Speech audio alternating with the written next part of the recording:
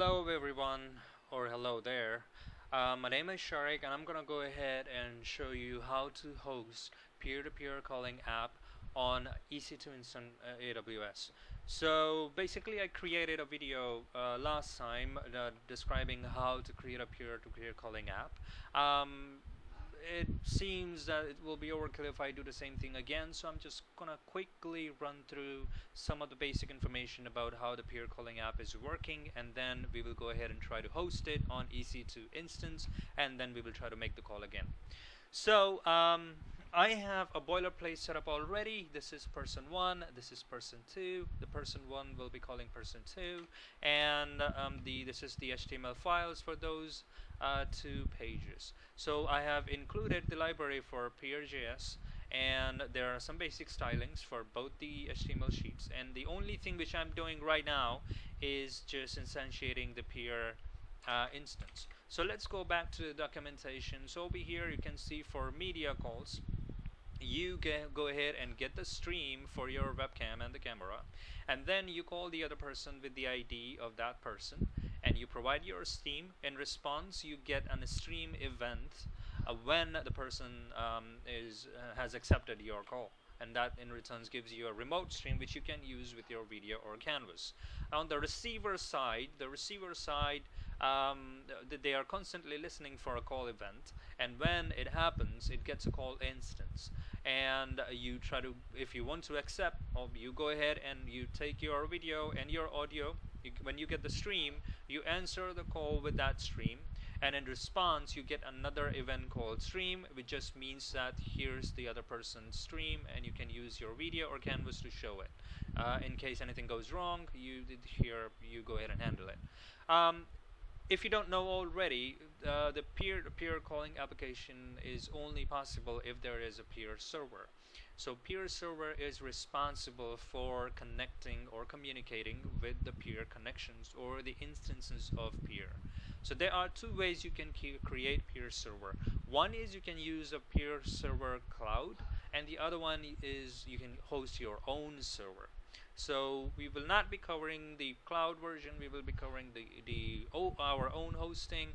So let's see how that works. So at the bottom you will see this link. You click over here, and then you will see instructions on how to install it. Obviously you would want to install it. In this case you go ahead and you install it globally if you want to, and these are some of the information which is required for Peer.js server so that we can connect from the client. So the information over here which we are passing is the port, so where on the domain it's going to be running. So it's port 9000 by default, and the key is just anything unique. Obviously if anybody knows that on port 9000 you hosted a peer server, you don't want anyone to connect, so you would only want the person with a unique ID or the ID which you passed in to your server to be able to connect. So you can provide any unique ID over here, and then you will need to share it with your client so they can use that ID to key to connect to your peer server. And then the path. So the path can be anything /peers/my app. It's completely up to you. We in this case gonna go ahead and say Peer.js port 9000, and the key is Peer.js, and the path is going to be /peers. So if everything works alright, if everything is good, then you should see something like this, listening on port 9000. So basically it's right now listening on localhost :9000/peers. So let's go back to the documentation. If you take a look over here, the way you create a new peer instance is you pass in the ID, a unique identifier for your connection, and then you pass in the option which helps identify which server you're going to connect with what key and port. So over here, the information which you passed in to create your server, you pass those same information over here in your peer instance. So let's see, key, host, port, path. So I guess you're already familiar with these things. So let's just go ahead and quickly say I'm gonna give this person an ID 1, and let's say the options is an object. So let's just go ahead and pass in the ID and the options. Okay, so now the key which I have for my system, it's called Peer.js, and the host where it's running is localhost, and the port at which this is running is 9000, and the path is /peers. Every single thing is coming from here. And after that, we will pass one more thing. It's debug. And if you take a look at the documentation, you can see for debugging purposes, you can provide from 0 to 3. If you go to 3, you're printing everything. If you go 0, you're printing nothing. So in this case, we just want to be sure that we are printing everything, because by default it is set to 0. So if there's anything wrong, we will not know about it. So we want to know about it. So yeah, that's it. So let's go ahead and have a look. So we have a new Peer instance with proper information, and we have given the ID to our this person 1. Oh, sorry, that's person 2. So let's just say person 2. Let's copy over the same thing for the person 1, and we will need to change the ID, obviously. Here we go. So we have 2 peer connections almost ready. Now what is missing? We need the person 1 to call person 2. So for that, we need a button on the screen somewhere which will have a text of call person 2, and it's gonna be a type button, and let's give it the ID of call. Yeah, I guess that's it. We're not going to be focusing on designs or anything. That's not the purpose of this video. Yeah, but one thing on click, we want to init call. Okay, so first let's go ahead and create the function init call, and right now, just to be sure that it is getting called and everything is alright, we'll go ahead. Yeah, okay, great. So if you take a look at the documentation, it says for a caller, you first get the media stream, and then you call the call method. So let's go ahead and grab the media stream for the camera. So in this situation, in this case, I'm just gonna make a video true, but the audio is going to be false because I don't require an audio in this situation, but you can set it to true. Okay, and then it takes another parameter, which is stream, so which is gonna be a callback, and that gives you your stream. And if in case anything goes wrong, you have the third callback, which will let you handle the error if there is anything, like if the camera is blocked or something like that. So let's just go ahead and console log the stream to be sure that it is working. Okay, so you can see over here you got the message socket open, and then a server message received type open. So what is happening right now is it has successfully connected to the server, but what we wanted to do was this, and check if the streams are passing. Yeah, so streams are there, all good. Now what we're gonna do, we're gonna go ahead and in our, if you take a look at the HTML, there is one for remote and one for local. So we'll give them the ID so that we can differentiate them. So let's give them ID local and ID remote.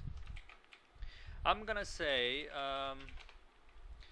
okay, so video document query selector, let's grab the local because that's what we have right now, and we will say source object the stream that we have received, and just be sure that you pass in autoplay, otherwise you will need to allow control so that it can play. Let's see. So you call the person, and there you go. So everything works good. Now since we have the stream, we now need to call the other person. So let's go ahead and look into the other file. In other file, we have the ID of person 2, and yeah, okay. So now a peer connection will be always listening to a call event, and then as soon as there is event, it will receive an object called anything. You can call it anything, obviously. Then you need to get the stream for the receiver. Remember, this person 1 is the caller, so the stream that we use over here was the caller stream. Now the receiver, when getting the call, will answer with his or her stream. So let's go ahead and see. So when you receive a call, you go ahead and you try to get your stream again, so that you can go ahead and pass that stream as an answer for the call. So we set the audio false again, video true. Again, that's up to you how you want it. We will go ahead and say that when you receive the stream, do this, and when you have an error, do that, and hopefully there is nothing wrong. Okay, so we will for just this moment, we will go ahead and just do a console log and just make sure there is nothing over here in person 2. From person 1, we will call the person 2, and you can see me over here, and if everything works all right, there should be okay. Yeah, sorry, since we just console logged and showed the video, we did not actually make the call. So let's go ahead and do it. We'll call peer.call with the stream that we have, and return. If you take a look at the documentation, it says when you call, you get another instance of the call connection on which you can listen for a stream. So that's what we're gonna do. So you make the call and you listen for a stream event, which is just giving you the remote stream of the other person.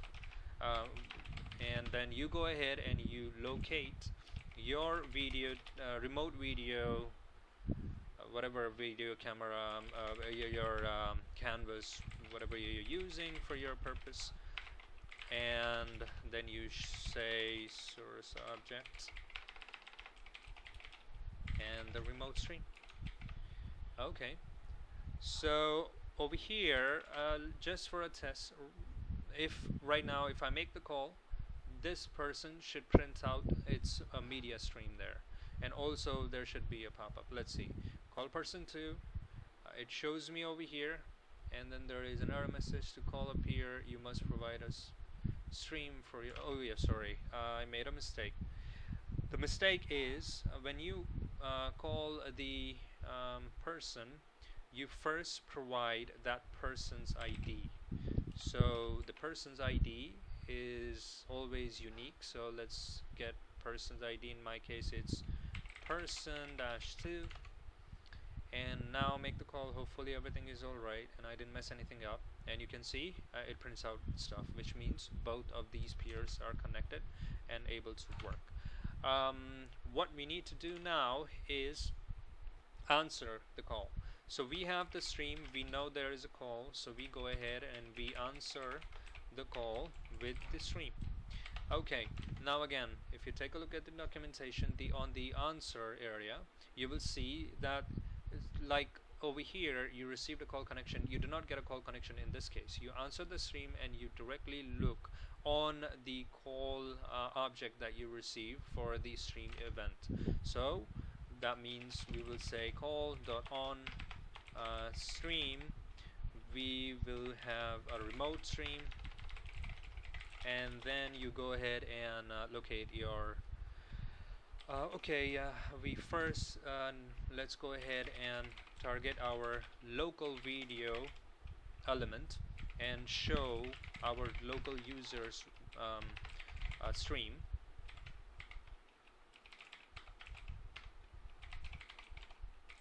Source object stream. We need to give them the ID as well, so let's give them ID of remote and the ID of local, and also don't forget autoplay, otherwise it will be just blank and you will be confused. Then you can add either control, like controls, and then click the play button if you don't want to add autoplay, but in most cases you just play you just use the attribute autoplay and it just works. So in most cases I guess that works. Okay, so now we have the remote stream, so we need to get the remote element. So we go ahead and we get the remote element, and then we say, okay, video2 source object is going to be our remote stream. Okay, and also autoplay is required for local stream as well, and let's just sure, yeah, I added over here, and yeah, autoplay. Okay, great, so it seems alright. Let's give it a shot. Okay, both sides are clear. You make the call, and I see the caller there. Okay, so there is something wrong on the caller side. Let's see. Okay, so I added the person 1 autoplay, ID is remote. On the stream event I get a remote stream. I target the remote object and the video to, oh sorry, I made a typo, I think I saw that already, but anyway. Okay, let's hope this works this time. Okay, so both parties are able to see themselves and the other person. So the larger, the top one is the other person's stream, and the bottom one is the local person's stream. And this is how calling to calling peer connection is working. This is running locally. There is already a video I created about it. So this is running locally. What you want to do is put it online, so you don't have to host it on your computer, and you can have a real application working. So what we need to do in this case is we need the server which we have running over here.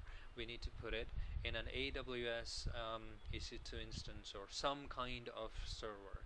So we're gonna go ahead and open I'm just gonna go ahead and open up my AWS and create a new instance.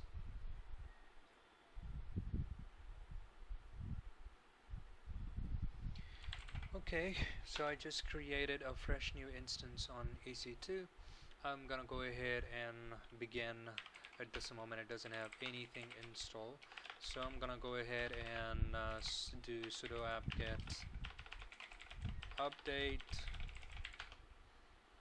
and then I'm gonna go ahead and install npm first. Remember about PM2, and there are a couple of things we need in order for the peer server to be hosted under EC2. So hopefully it's done. Quickly it is done. Let's do sudo apt-get install npm. Let's install the npm. It's gonna take a minute, I guess.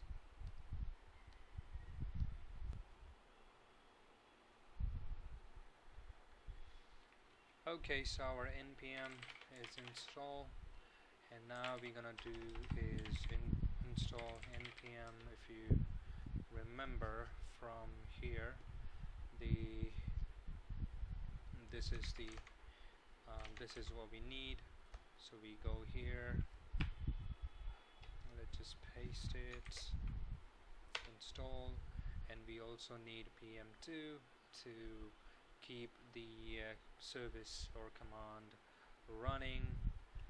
Okay, in this case let's just go ahead and do it like that.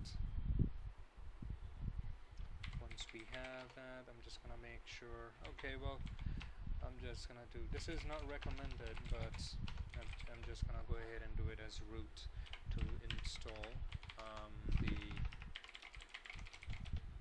peer and PM2. This is not recommended, by the way.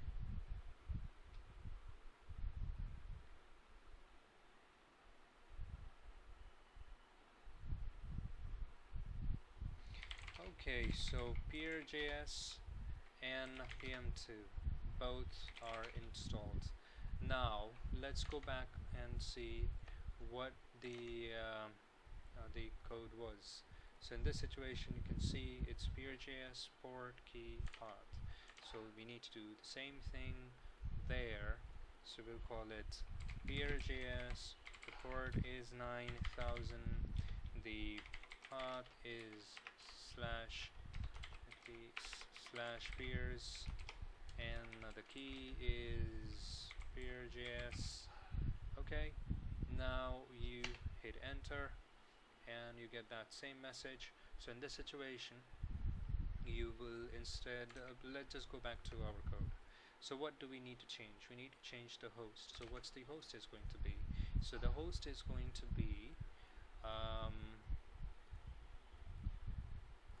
this public IP. Yeah, there it is. So get that public IP. For some reason copy paste is not working. Okay, so we have that ID, the port is same, it's the same, the rest of the things are same. We do the same thing for the other one. We go ahead and we paste in there. Let's refresh both just to be sure and make the call. And let's see the call go through. The other person did not receive the call. Did I refresh or did I not? Let's see if on the server we got any hits.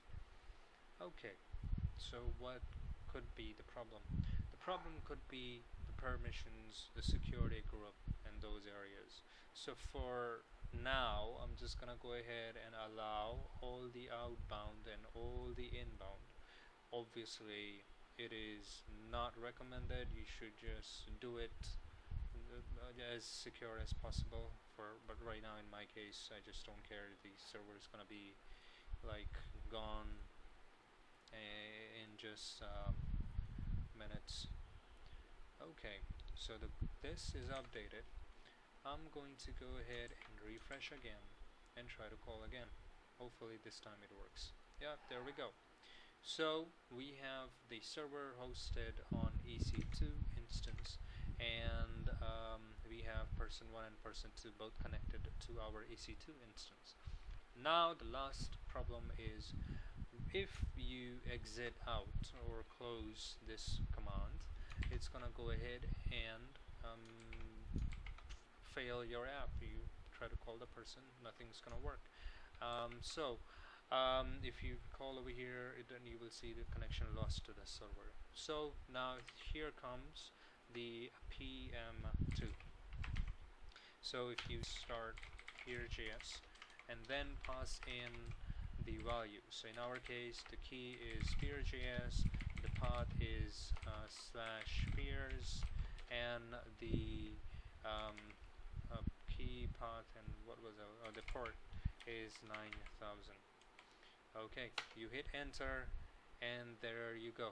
And now let's go ahead and try to call. So you can see socket open, we are connected to the server.